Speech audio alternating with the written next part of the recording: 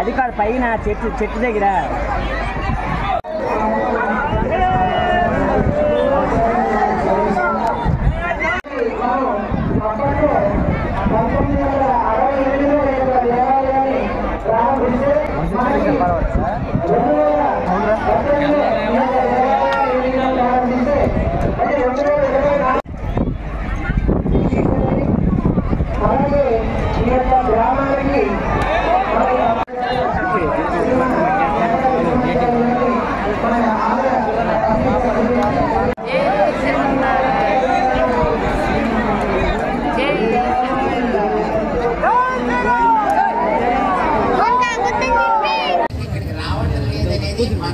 నిర్ణయం చేసేసుకుంటున్నాం.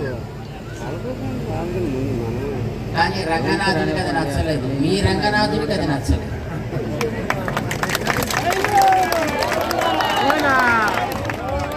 భక్తులు కష్టపడితే భగవంతుడు చూడలేడు.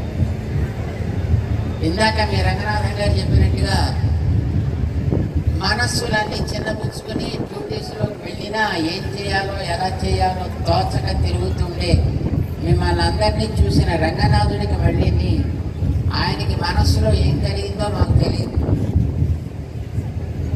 మళ్ళీ ఇంకోసారి ప్రోగ్రామ్ని ఆలోచన చేయాల్సింది, పునరాలోచన చేయాల్సి వచ్చింది.